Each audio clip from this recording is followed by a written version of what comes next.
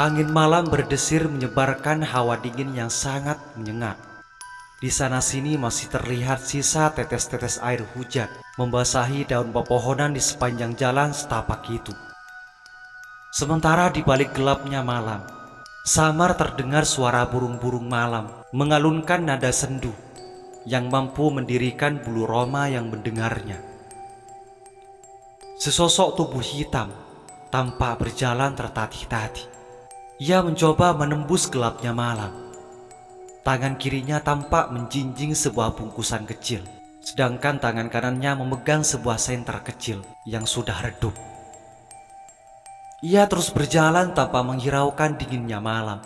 Nyanyian burung malam terdengar makin memilukan, menambah seramnya suasana malam itu. Sosok tubuh hitam itu ternyata Sarwono yang sedang dalam perjalanan pulang setelah selesai memberikan pengajian di sebuah desa di luar kota. Karena pada musim hujan, jalan yang dilalui selalu becek dan licin. Terpaksalah sepeda motornya dititipkan pada seorang kenalannya di pinggiran kota. Sedangkan dia cukup berjalan kaki menuju desa yang menjadi tujuannya. Tak terasa perjalanannya pun telah 2/3 terlampaui. Rumah kenalannya sudah tidak jauh lagi, dan Sarwono mempercepat langkahnya. Tiba-tiba di sebuah tikungan yang tidak jauh dari sebuah kuburan perkampungan, Sarwono melihat bayangan seorang wanita berjalan tepat ke depannya. Sekejap Sarwono merasa bergidik, hatinya bertanya-tanya, dari mana munculnya perempuan yang berjalan di depannya itu? Ia yakin tempat itu jauh dari rumah penduduk, sehingga mengherankan apabila malam-malam yang gelap dan menakutkan itu masih ada seorang wanita berkeliaran seorang diri di tempat yang sangat sunyi. Namun pertanyaan dan rasa heran itu berangsur-angsur senyap manakala Sarwono makin dekat dengan wanita di depannya.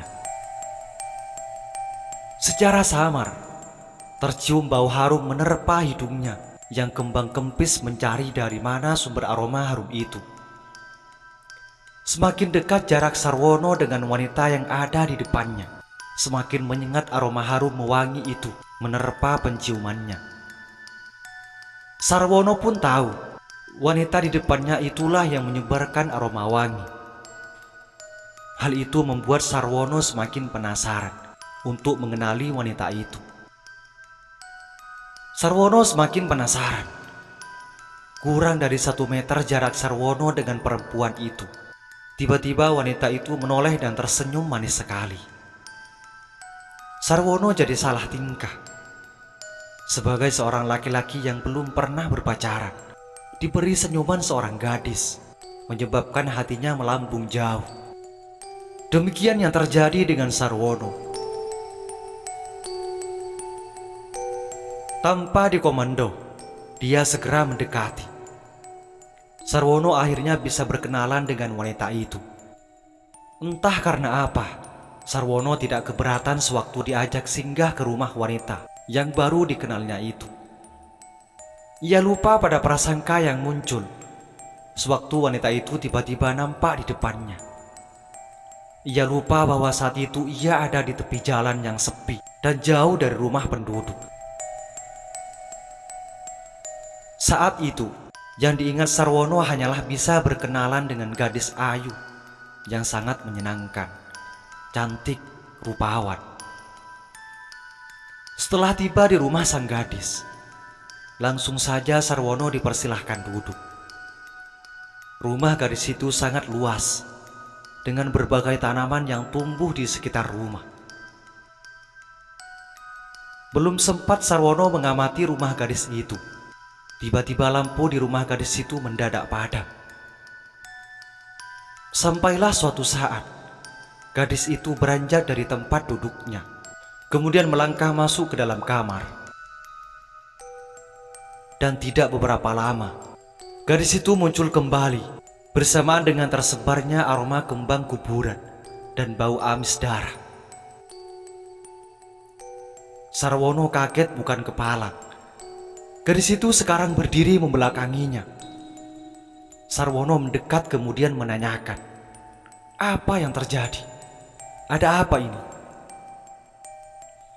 "Kamu jangan menyesal bertanya seperti itu." Suara gadis itu terdengar sangat memelas. Tiba-tiba dia membalikkan badannya, dan hampir saja Sarwono pingsan dibuatnya. Gadis ayu yang baru dikenalnya itu telah berubah menjadi sosok wanita yang sangat mengerikan.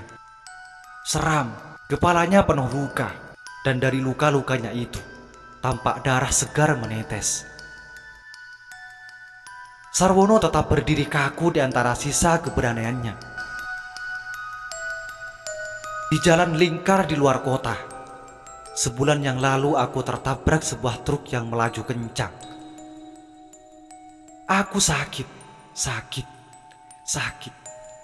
Gadis itu berteriak.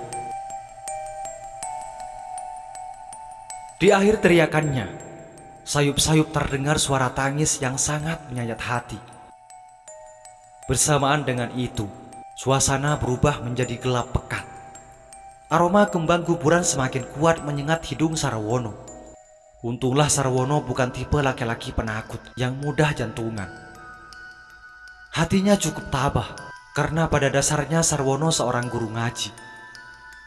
Peristiwa yang menakutkan itu tidak membuatnya kehilangan akal sehat.